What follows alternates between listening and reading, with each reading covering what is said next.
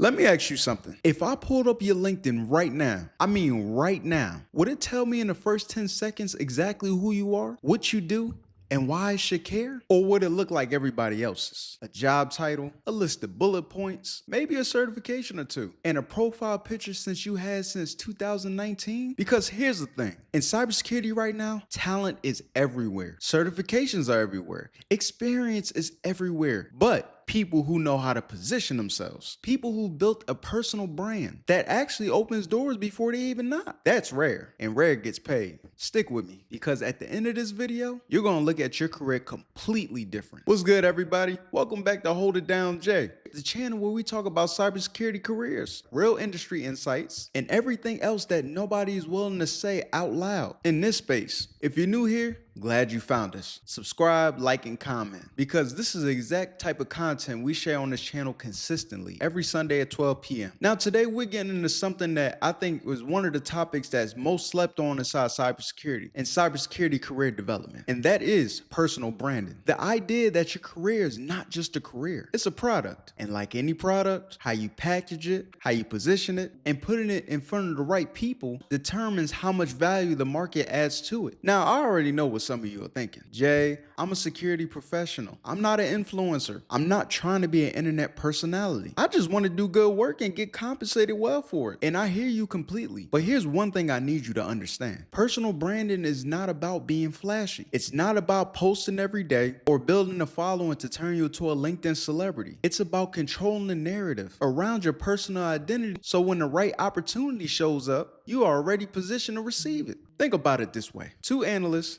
same certifications, similar experience, similar technical skill. One of them has a clear professional identity. Their LinkedIn tells a story. Their names come up in conversations. When people in their network hear about an opportunity, this person's face pops up in their head. The other analyst, equally talented, but invisible. Which one do you think gets the call? That's what we building today. Visibility with substance. Let's get to it. Now here's part one. Your career is a product. Start treating it like one. So let's establish this foundation here, because I really want this framing to sink in before we get into the tactical stuff. When a company builds a product, whether that's a software, a service, a physical thing, they go through a deliberate process. They identify what problem the product solves. They figure out who's it for. They think about how to communicate its value clearly and consistently. And they put it in right places where the right people will find it. Now, I want you to apply that same framework to yourself. What problem do you solve? Who are you solving it for? How clearly are you communicating that value? And are you putting yourself in front of the right people?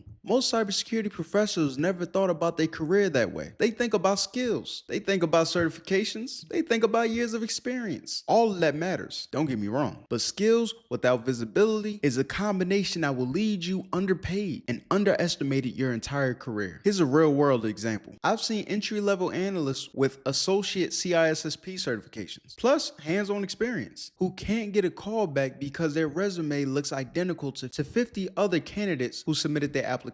Same format, same bullet points, same generic objective at top. Nothing that says this is who I am. This is what I bring. This is what makes me different from the other 49 people you're considering. And on the flip side, I've seen people with fewer credentials land incredible roles because they know how to tell their story, because they had a built reputation, even a small one in a specific area. Because when a hiring manager Googled their name, something came up, because they had positioned themselves as somebody with a point of view, not just a list of skills.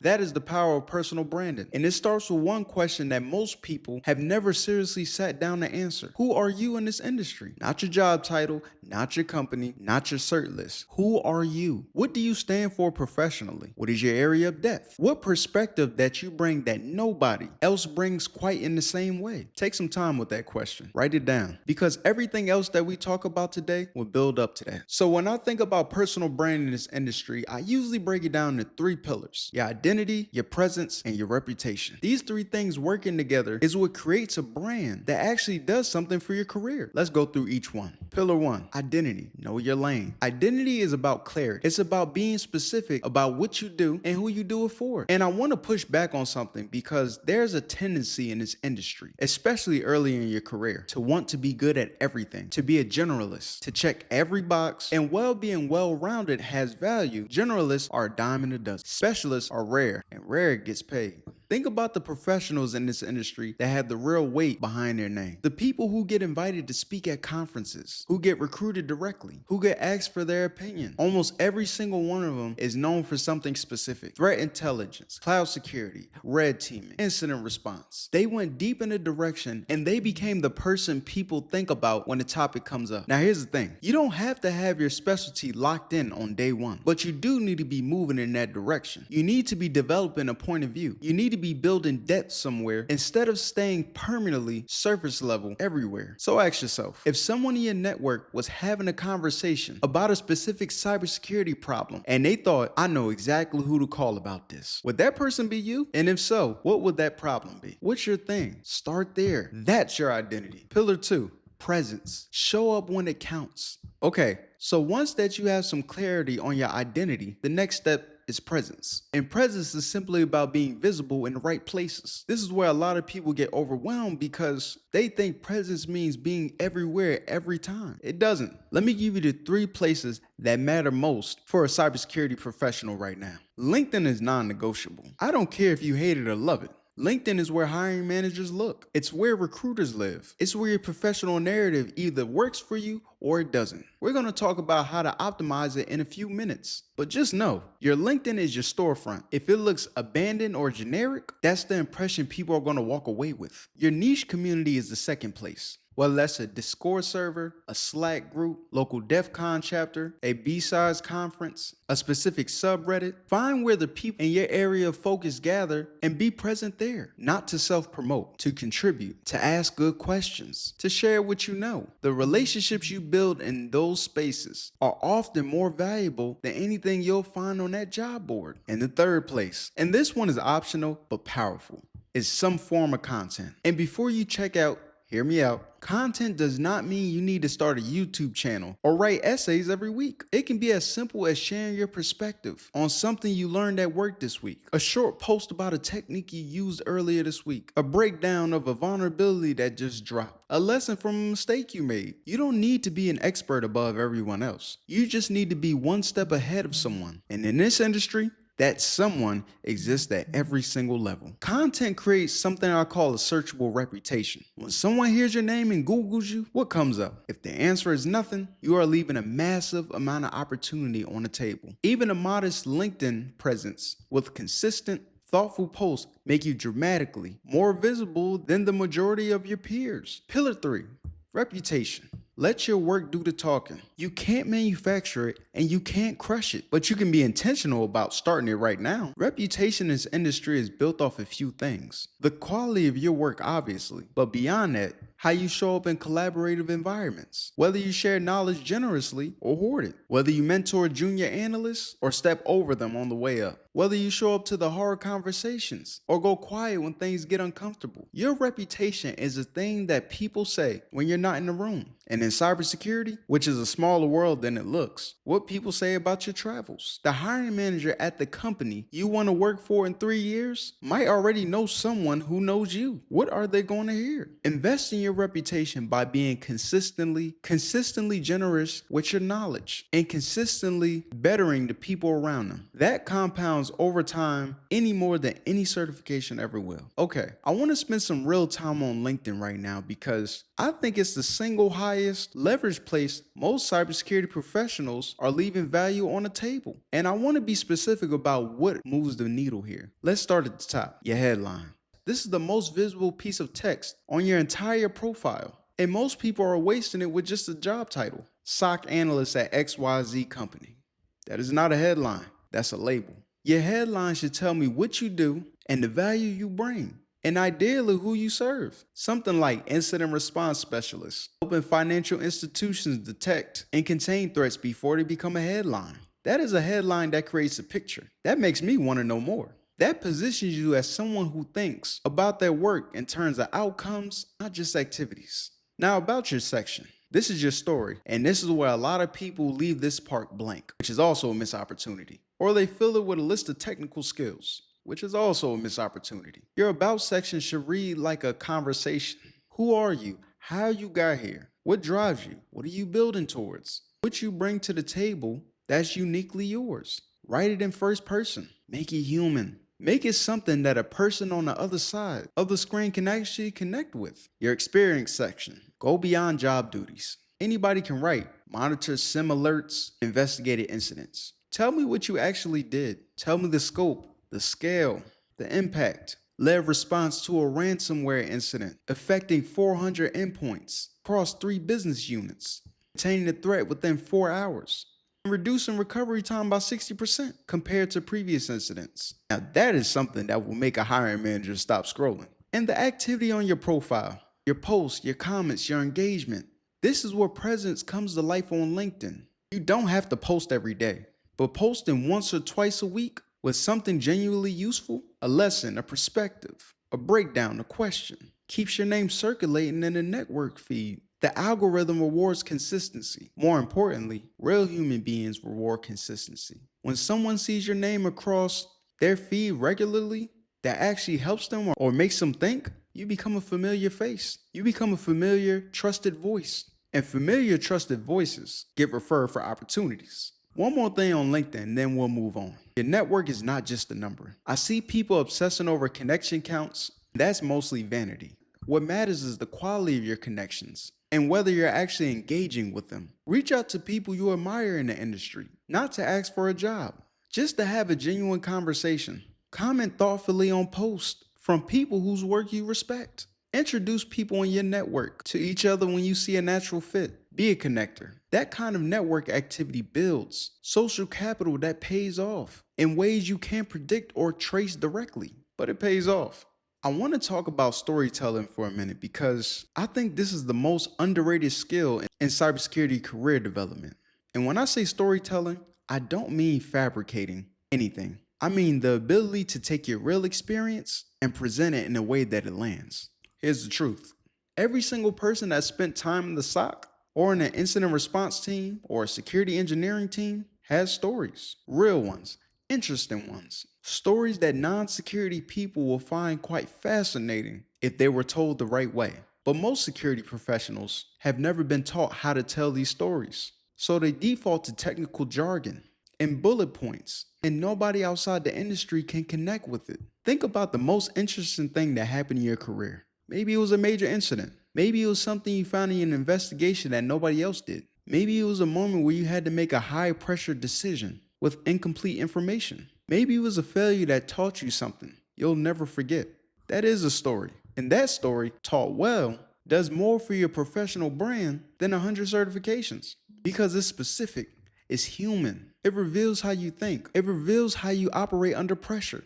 It reveals what you value. Practice telling the story out loud to people who don't work in security and see if they can follow it. If they can't, work on translating it. Because if you can make a non-technical person lean in when you're talking about your work, you have mastered one of the most powerful skills in the industry. And this applies in interviews too.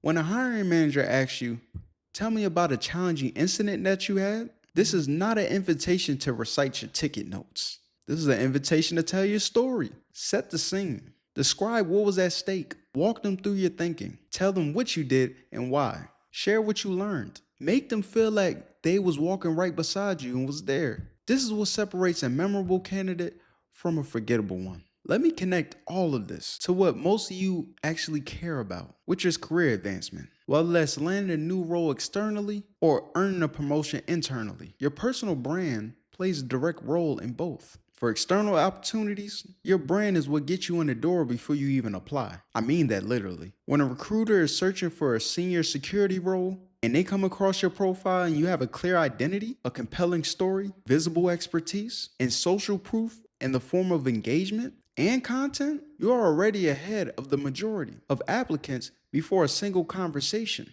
has even happened. You're not a cold resume in a pile. You're a known quantity, and known quantities are lower risk hires. Lower risk hires gets priority. This is why I always tell people, don't wait until the job searching to build your brand. Build it now, continuously, so that when you're ready to move, the foundation is already there. And the opportunities can find you instead of the other way around. For internal promotions, your brand matters in a different way, but equally important way. Leadership promotes people they can picture being in the next role. And that picture is formed by the reputation you've built inside the organization. Are you known as someone who just executes tasks? Or are you known as someone who thinks strategically, communicates clearly, makes the team better, and takes initiative? Those are two different brands internally, and they lead to very different conversations. Some promote time, come promotion time. If you want to be promoted, start operating at that level of the role you want before you have the title. Let your work, your communication, your presence in meetings, your contributions to the team tell a story of someone who's already ready for more, and make sure the right people see it. Not in an arrogant or performative way, but about being intentional about who you are and who you share your wins with, and how you communicate the impact of your work. Document your wins. Keep a running record of every contribution that you made, every incident you helped contain, every process you improved, every junior analyst you helped develop, every piece of work that helped your company save time or money or risk. When it's time for a performance review or a promotion conversation, you want receipts. Not to be aggressive about it, but you deserve to be seen accurately for what you actually contribute. I want to close the content section of this video by talking about the long game, because personal branding is not a sprint. It's not something you do for 3 weeks and then check off the list. It's a long-term investment that compounds over time in ways that are hard to see at first, but become undeniable eventually. Think about where you want to be in 5 years. Not just the title or the salary, but the type of professional you want to be known as, the kind of work you want to be doing, the kind of opportunities you want to have access to. That version of you doesn't happen by accident. It happens because that version of you today starts making intentional choices about how you show up, how you invest your time, and how you position yourself in the industry. Every piece of content you put out, every relationship you invest in, every time you show up and add value to your community, every decision to go deeper in your area of focus instead of staying comfortable at the surface, they are all deposits into your account that will pay out in ways you can never fully predict. I have gotten opportunities in my career that came from conversations I had years ago, from a post I wrote that somebody saved and shared, from a relationship I built at a conference that eventually turned into a professional relationship that changed the direction of my career. None of that was accidental, but none of it was forced either. It was the natural result of consistently showing up with the intention over a long period of time. That's available to you too, but you have to start today. Not when you feel ready, not when your profile's perfect, not when you have the right title or the right experience, or whatever other story you're telling yourself to not start. The best time to build your career is when you started your career. The second best time is right now. The cybersecurity industry is full of talented people, genuinely brilliant people who are working hard and doing important work every day. But talent without visibility is a combination that will keep you stuck. And you are too good at what you do to be invisible. Your career is a product. You build it, you maintain it, you improve it. And you deserve to print it in a way that reflects this value. So here's your homework after this video. I want you to go to your LinkedIn profile right now and answer this question honestly. Does this profile actually tell the person of who I am and what I actually bring? If the answer is no, start fixing it today. Start with your headline. One change right now.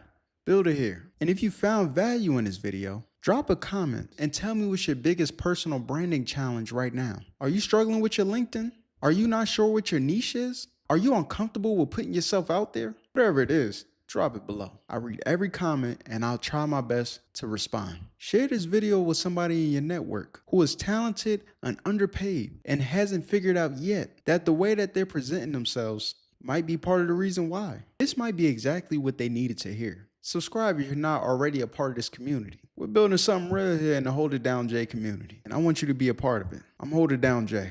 Your career is a product, so let's make sure it's one worth investing in. I'll see you next Sunday at 12 p.m. Peace.